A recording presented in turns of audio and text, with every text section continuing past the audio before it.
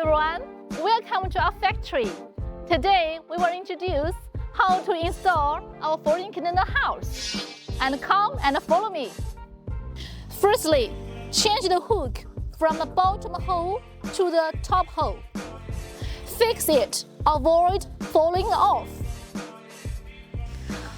We need to hook 4 holes of the corner at the same time.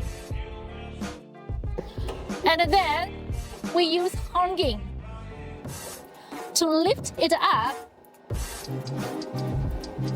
till the container house fully open.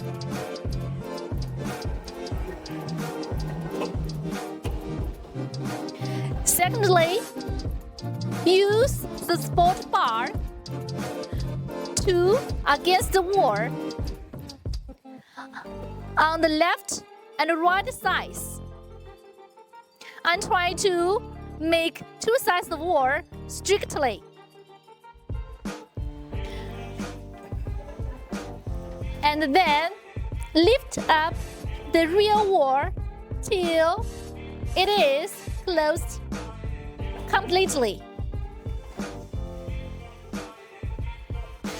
There are 4 holes on the rear wall.